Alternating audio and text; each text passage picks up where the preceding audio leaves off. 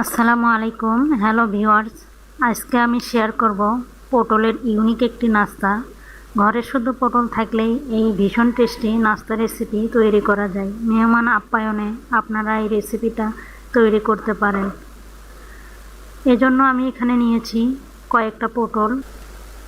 আগে ভালোভাবে ধুয়ে দুই পাশ কেটে নিয়েছি, এরপর ছিলে নিব।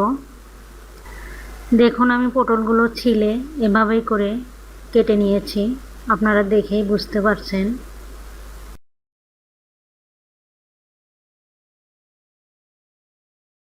সবগুলো আমি এভাবেই করে কেটে নিয়েছি।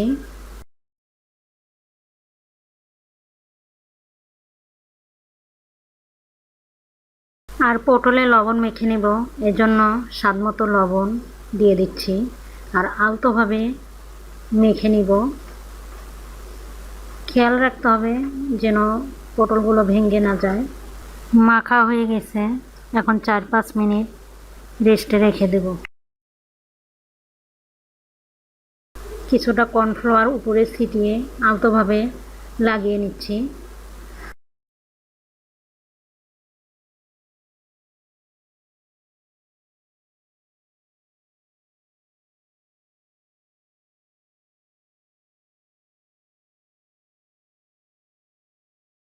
সাথে দিয়ে দিচ্ছি হাফ চামচ লাল মরিচের গুঁড়া, হাফ চামচ জিরার গুঁড়া, অল্প কিছু হলুদের গুঁড়া, হাফ চামচ ধনিয়ার গুঁড়া আর হাফ চামচ আদা রসুন বাটা।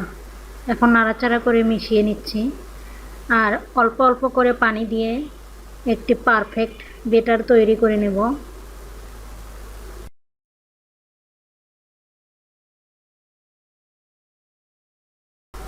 বেটার তৈরি হয়ে গেছে, এরপর দিয়ে দিচ্ছি স্বাদমতো লবণ দিয়ে আবারও ভালোভাবে মিশিয়ে নিচ্ছি। এরপর কড়াইয়ে পরিমাণ মতো সয়াবিন তেল দিয়ে দিচ্ছি, তেলটা গরম করে নিব। আর যে পটলটা মেখে রেখেছিলাম 4-5 মিনিট হয়ে গেছে, এখন বেসনে দিয়ে ভালোভাবে কোট করে নিচ্ছি। আলতোভাবে কোট করে নিতে হবে যেন ভেঙে না যায়। একটু ঝেড়ে নিতে হবে যেন অতিরিক্ত বেসন পড়ে যায়। এরপর যে তেলটা গরম করতে দিয়েছিলাম সেখানে দিয়ে দিচ্ছি। এভাবেই করে একে একে সবগুলো কোট করে তেলে দিয়ে দিচ্ছি। কিছুক্ষণ অপেক্ষা করব আর এ সময় চুলার আঁচ একেবারে কমিয়ে দিতে হবে। এক পাশ যখন একটু কালার চলে আসবে সে পর্যায়ে উল্টিয়ে দিচ্ছি। কম আঁচে পটলটা ভেজে নিলে অনেকটাই ক্রিস্পি হবে।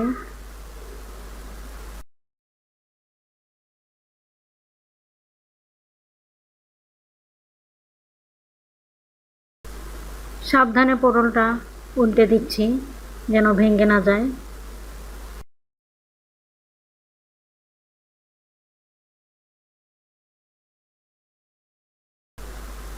আবারও 2-3 মিনিট পর উল্টিয়ে নিচ্ছি।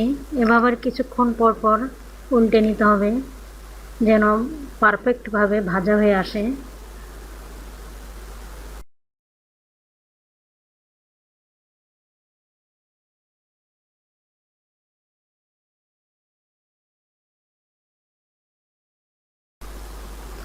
ভাজা হয়ে গেছে, এখন তেল ঝরিয়ে তুলে নিচ্ছি।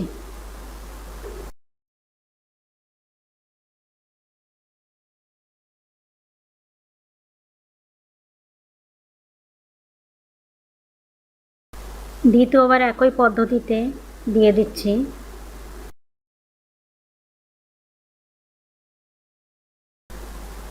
এভাবেই করে উল্টে ভেজে নিতে হবে।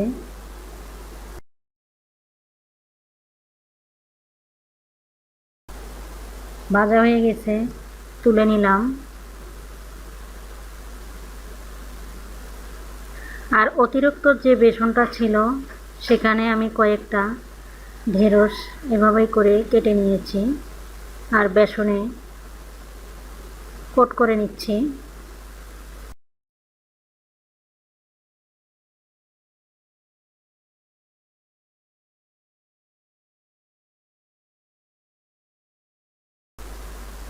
এরপর তেলে দিয়ে দিচ্ছি।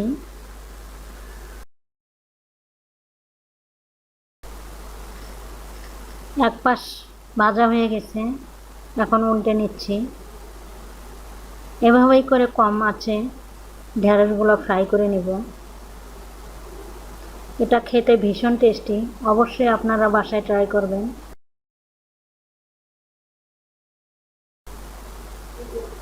দেখুন ভাজা হয়ে গেছে, এরপর তুলে নিচ্ছি।